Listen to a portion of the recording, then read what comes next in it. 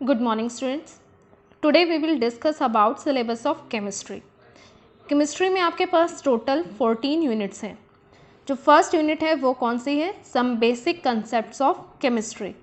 इसमें आप general introduction पढ़ेंगे कि केमिस्ट्री की इम्पोर्टेंस क्या है और स्कोप क्या है, मैटर का नेचर कैसा है, जो सराउंडिंग में मैटर है, लॉज कौन से हैं केमिकल कॉम्बिनेशन के, डाल्टन्स एटॉमिक थ्योरी के बारे में पढ़ेंगे, एलिमेंट्स, एटम्स और मॉलिक्यूल्स क्या होते हैं, एटॉमिक और मॉलिकुलर मासेस क्या होते हैं, कैसे हम कैलकुलेट करते हैं, मोल कंसेप्ट क्या होता है, मोलर मास क्या होता है, परसेंटेज कंपोजिशन क्या है और उसको कैलकुलेट कैसे करते हैं, एम्पिरिकल एंड मॉलिक्यूलर फॉर्मूला कैसे कैलकुलेट करते हैं, कौन कौन से केमिकल रिएक्शंस होते हैं, बेसिक रिएक्शंस केमिस्ट्री में, स्टोक्योमेट्री क्या होती है और कौन कौन सी कैलकुलेशंस हम करते हैं on the basis of stoichiometry. Second unit है स्ट्रक्चर ऑफ एटम. इसमें हम इलेक्ट्रॉन, प्रोटॉन और न्यूट्रॉन की डिस्कवरी के बारे में पढ़ेंगे कि किन साइंटिस्ट ने, किन केमिस्ट ने इनको डिस्कवर किया, एटॉमिक नंबर क्या होता है, आइसोटॉप्स क्या हैं, आइसोबार्स क्या है, थॉम्सन मॉडल क्या है और उसकी कौन सी लिमिटेशंस हैं, रदरफोर्ड्स मॉडल क्या है और उसकी क्या लिमिटेशंस हैं, बोहर्स मॉडल क्या है और उसकी क्या लिमिटेशंस हैं, शेल्स क्या होती हैं, सब शेल्स क्या होती हैं, मैटर और लाइट का dual nature, D Broglie's relationship, Heisenberg uncertainty principle, orbitals क्या होते हैं, क्वांटम नंबर्स क्या होते हैं और कितने क्वांटम नंबर्स होते हैं और वो हमें क्या क्या बताते हैं, ऑर्बिटल्स की शेप्स, एस पी डी तीनों ऑर्बिटल्स की क्या शेप होती है, और इलेक्ट्रॉन्स की फिलिंग करने के लिए, ऑर्बिटल्स में इलेक्ट्रॉन्स को फिल करने के लिए कौन कौन से प्रिंसिपल गवर्न करते हैं, ऑफ वो principle, Pauli's exclusion principle and Hund's rule. फिर उसके बाद इलेक्ट्रॉनिक कन्फिग्रेशन एटम्स की कैसे लिखते हैं, और हाफ फिल्ड और कंप्लीटली फिल्ड ऑर्बिटल्स की स्टेबिलिटी क्यों होती है ज़्यादा, ये पढ़ेंगे हम सारा यूनिट 2 में. Unit third classification of elements and periodicity in properties. इस यूनिट में हम क्लासिफिकेशन की सिग्निफिकेंस के बारे में पढ़ेंगे कि क्यों क्लासीफाई किया हुआ है एलिमेंट्स को, क्या पर्पज़ है उसका, मॉडर्न पीरियोडिक लॉ के बारे में पढ़ेंगे और प्रेजेंट फॉर्म कौन सी है पीरियोडिक टेबल की, पीरियोडिक प्रॉपर्टीज़ क्या होती हैं और उनमें क्या क्या वेरिएशन है along a period and down the group, और कौन कौन सी पीरियोडिक प्रॉपर्टीज़ के बारे में हम पढ़ेंगे, atomic radii, ionic radii, inert gas radii, ionization enthalpy, electron gain enthalpy, electron negativity, valency. फिर उसके बाद नॉमेनक्लेचर के बारे में पढ़ेंगे कि जिनका एटॉमिक नंबर 100 से ज़्यादा है जिन एलिमेंट्स का, तो उनका नॉमेनक्लेचर किस बेसिस पे किया जाता है. फोर्थ यूनिट है chemical bonding and molecular structure. इसमें हम वैलेंस इलेक्ट्रॉन्स के बारे में पढ़ेंगे कि किसी एटम के कितने वैलेंस इलेक्ट्रॉन्स हैं, आयनिक बॉन्ड क्या होता है, कोवेलेंट बॉन्ड क्या होता है, बॉन्ड पैरामीटर्स क्या हैं, फिर लुईस स्ट्रक्चर हम कैसे ड्रॉ करते हैं किसी भी कंपाउंड का, मॉलिक्यूल का, पोलर कैरेक्टर क्यों है कोवेलेंट बॉन्ड का, कोवेलेंट कैरेक्टर आयनिक बॉन्ड का, वैलेंस बॉन्ड थ्योरी पढ़ेंगे, रेजोनेंस का कंसेप्ट पढ़ेंगे, ज्योमेट्री पढ़ेंगे कोवेलेंट मॉलिक्यूल्स की, फिर उसके बाद VS-EPR थ्योरी, हाइब्रिडाइजेशन और कौन कौन से ऑर्बिटल्स इन्वॉल्व हैं किसी भी मॉलिक्यूल की फॉर्मेशन में, और शेप्स सिंपल मॉलिक्यूल्स की जैसे वाटर, अमोनिया, इनकी क्या क्या शेप्स हैं. फिर उसके बाद मॉलिक्यूलर ऑर्बिटल थ्योरी पढ़ेंगे हम सिर्फ होमोन्यूक्लियर डायटॉमिक मॉलिक्यूल्स के लिए, और इसका सिर्फ एक क्वालिटेटिव आइडिया हम लेंगे. फिर उसके बाद हाइड्रोजन बॉन्ड क्या होता है. Unit fifth states of matter, gases and liquids. Solids के बारे में हम यहाँ पर नहीं पढ़ेंगे और लिक्विड्स के बारे में भी सिर्फ vapour pressure, viscosity and surface tension, ये सिर्फ 3 प्रॉपर्टीज़ हम पढ़ेंगे, कोई भी डेरिवेशन हम यहाँ पर नहीं करेंगे इसकी. ये पूरी यूनिट मेनली गैसेस पे फोकस्ड है. 3 स्टेट्स हैं मैटर की, पहले उनके बारे में पढ़ेंगे. इंटरमॉलिक्यूलर इंटरेक्शंस क्या होती हैं, कितने टाइप की बॉन्डिंग होती है, डिफरेंट कंपाउंड्स के मेल्टिंग और बॉइलिंग पॉइंट्स क्या होते हैं, गैस लॉज क्या हैं, Boyle's law, Charles law, Gay Lussac's law, Avogadro's law, ideal behaviour क्या होता है, गैस इक्वेशन की एम्पिरिकल डेरिवेशन, एवोगैड्रोस नंबर क्या है, आइडियल गैस इक्वेशन क्या है, आइडियल बिहेवियर से डेविएशन क्यों होती है गैसेस की लिक्विफिकेशन, क्रिटिकल टेम्परेचर क्या है, kinetic energy and molecular speeds के बेसिक्स। उसके बाद जो 6 यूनिट है वो है केमिकल थर्मोडायनेमिक्स। इसमें सिस्टम और टाइप्स ऑफ सिस्टम पढ़ेंगे, सराउंडिंग क्या होती है, वर्क, हीट, एनर्जी, ये तीनों क्या है, इनकी इंटर रिलेशन क्या है, एक्सटेंसिव एंड इंटेंसिव प्रॉपर्टीज़ क्या होती हैं, स्टेट फंक्शंस क्या होते हैं। थर्मोडायनेमिक्स के तीनों लॉज हम पढ़ेंगे, first law, second law, third law, तीनों हम पढ़ेंगे। फिर उसके बाद इंटरनल एनर्जी क्या होती है, एंथैल्पी क्या है, हीट कैपेसिटी क्या है, स्पेसिफिक हीट और change in internal energy and enthalpy ये कैसे कैलकुलेट करेंगे, हेस लॉ, डिफरेंट टाइप्स की एंथैल्पी हम पढ़ेंगे, बॉन्ड डिसोसिएशन की, combustion, formation, atomization, sublimation, phase transition, ionization, इनसे रिलेटेड जो एंथैल्पीज हैं वो हम पढ़ेंगे।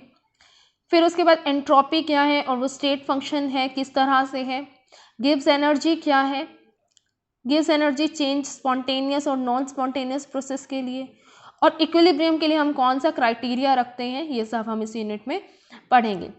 फिर 7th यूनिट है इक्विलिब्रियम।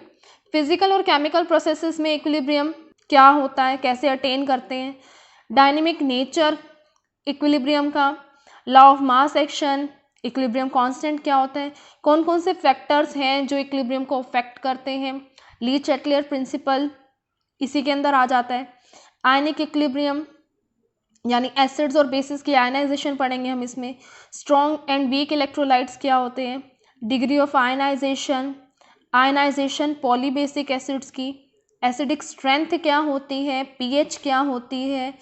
फिर उसके बाद लास्ट में जो मेन टॉपिक है इसमें वो है बफर सॉल्यूशन, सॉल्युबिलिटी प्रोडक्ट और common ion effect. 8th unit है रिडॉक्स रिएक्शंस। इसमें हम क्लासिकल और इलेक्ट्रॉनिक कंसेप्ट्स के अकॉर्डिंग ऑक्सीडेशन एंड रिडक्शन के बारे में पढ़ेंगे। रिडॉक्स रिएक्शंस क्या होते हैं, ऑक्सीडेशन नंबर क्या होता है, कैसे हम कैलकुलेट करते हैं किसी भी एटम का ऑक्सीडेशन नंबर किसी भी कॉम्प्लेक्स में। रिडॉक्स रिएक्शंस की balancing in terms of loss and gain of electrons और ऑक्सीडेशन नंबर के चेंज की टर्म्स में बैलेंसिंग करनी है। फिर उसके बाद लास्ट टॉपिक है इस चैप्टर का रिडॉक्स रिएक्शंस की एप्लीकेशन।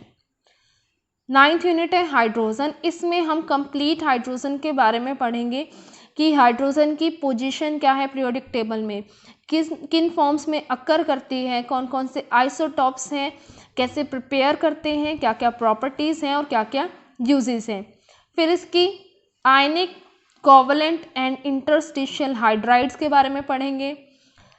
इसके जो कंपाउंड्स हैं, 2 compounds mainly water and hydrogen peroxide, इनकी preparation, reaction, structure and uses. और इसमें हाइड्रोजन की हम रिजेंबलेंस भी पढ़ते हैं कि एस ब्लॉक एलिमेंट से किस तरह से रिजेंबल करती है और हेलोजन से किस तरह से रिजेंबल करती है हाइड्रोजन।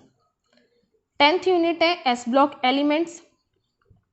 इसमें हम ग्रुप 1 और ग्रुप 2 के बारे में पढ़ेंगे। पीरियोडिक टेबल के 2 ग्रुप्स, उनकी इलेक्ट्रॉनिक कन्फिग्रेशन, उनकी अकरेंस, उनकी एनॉमलस प्रॉपर्टीज़ फर्स्ट एलिमेंट की, इन ग्रुप्स के डायगोनल रिलेशनशिप एलिमेंट्स की, वेरिएशन क्या है प्रॉपर्टीज़ की अलोंग, और पीरियड तो नहीं पढ़ेंगे, डाउन द ग्रुप ही पढ़ेंगे क्योंकि ग्रुप 1 और ग्रुप 2 के बारे में हम इसमें स्टडी करेंगे।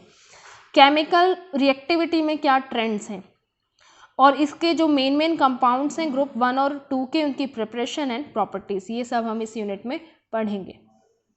फिर उसके बाद यूनिट 11 है सम पी ब्लॉक एलिमेंट्स। इसमें हमें सिर्फ ग्रुप 13 एंड 14 के बारे में ही स्टडी करना है, उनका इंट्रोडक्शन, उनकी इलेक्ट्रॉनिक कन्फिग्रेशन, उनकी अकरेंस, उनकी प्रॉपर्टीज़ की वेरिएशन, ऑक्सीडेशन स्टेट्स कौन कौन सी हैं इन एलिमेंट्स की, केमिकल रिएक्टिविटी में कौन कौन से ट्रेंड्स हैं, एनॉमलस प्रॉपर्टीज़ फर्स्ट एलिमेंट की, इनके ग्रुप की, 13 ग्रुप के फर्स्ट एलिमेंट की, 14th ग्रुप के भी, और इनके जो मेन कंपाउंड्स हैं उनकी प्रॉपर्टीज़, उनके केमिकल रिएक्शंस और उनके यूजेस। फिर यूनिट 12 है organic chemistry, some basic principles and techniques. इसमें फर्स्ट तो मेथड ऑफ प्यूरिफिकेशन, पहले इंट्रोडक्शन, फिर मेथड्स ऑफ प्यूरिफिकेशन, क्वालिटेटिव और क्वांटिटेटिव एनालिसिस क्या होती है, जो ऑर्गेनिक कंपाउंड्स हैं उनकी क्लासिफिकेशन और उनका IUPAC nomenclature, electronic displacement covalent bond में ये इफेक्ट्स हमें पढ़ने हैं। इंडक्टिव इफेक्ट क्या होता है, इलेक्ट्रॉनिक इफेक्ट क्या होता है, रेजोनेंस इफेक्ट क्या है, हाइपर कंजुगेशन क्या है। फिर कोवलेंट बॉन्ड की फ्यूजन के बारे में पढ़ेंगे, होमोलिटिक और हेट्रोलिटिक फ्यूजन, और इनसे जनरेट होने वाले जो इंटरमीडिएट्स हैं उनके बारे में भी पढ़ेंगे। Free radicals, carbocations, carbon ions, electrophiles क्या होते हैं, न्यूक्लियोफाइल्स क्या होते हैं, और लास्टली पढ़ेंगे types of organic reactions, organic में कौन कौन से बेसिक रिएक्शंस होते हैं। फिर यूनिट 13 है हाइड्रोकार्बन्स। आपके पास ऐसी एक यूनिट 10th क्लास में भी थी, कार्बन एंड इट्स कंपाउंड्स। यहाँ पे भी इस यूनिट में कार्बन और उसके कंपाउंड्स के बारे में ही हमें पढ़ना है, कौन कौन से, जिसमें सिर्फ कार्बन और हाइड्रोजन है। एल्केन्स, एल्कीन्स, एल्काइंस और एरोमेटिक हाइड्रोकार्बन्स के बारे में हमें पढ़ना है। इन चारों का ही नॉमेनक्लेचर, आइसोमेरिज्म, कन्फर्मेशंस हैं अगर किसी कंपाउंड की तो वो इथेन की पढ़नी है हमें सिर्फ यहाँ। फिजिकल प्रॉपर्टीज़ क्या है इनकी, केमिकल प्रॉपर्टीज़ क्या है, केमिकल रिएक्शंस क्या क्या ये शो करते हैं। कार्सिनोजेनिसिटी क्या है, टॉक्सिसिटी क्या है, ये हम पढ़ेंगे इस यूनिट में। और लास्ट यूनिट 14th यूनिट है environmental chemistry. Environmental pollution, air, water, soil pollution क्या होता है, कैसे होता है, कौन कौन से केमिकल रिएक्शन हो रहे हैं एटमॉस्फेयर में, स्मोक क्या है, कौन कौन से मेजर एटमॉस्फेरिक पॉल्यूटेंट्स हैं, एसिड रेन कैसे बनती है, ओजोन कैसे बनती है, उसका क्या रिएक्शन होता है, डिप्लेशन क्यों हो रही है ओजोन लेयर की और उसके क्या क्या इफ़ेक्ट्स पड़ रहे हैं, ग्रीन हाउस इफ़ेक्ट क्या है, ग्लोबल वार्मिंग क्या है, इंडस्ट्रियल वेस्ट की वजह से पोल्यूशन जो हो रहा है वो, ग्रीन केमिस्ट्री को हम एक अल्टरनेटिव टूल की तरह कैसे यूज़ कर सकते हैं पोल्यूशन को कम करने में, और क्या क्या स्ट्रेटजीज़ हम अप्लाई कर सकते हैं इन्वायरमेंटल पोल्यूशन को कंट्रोल करने में। तो ये था आपका सारा सिलेबस, एक बार आप इसके गो थ्रू हो जाइए। नेक्स्ट क्लास से हम स्टार्ट करेंगे unit 1, that is some basic concepts of chemistry.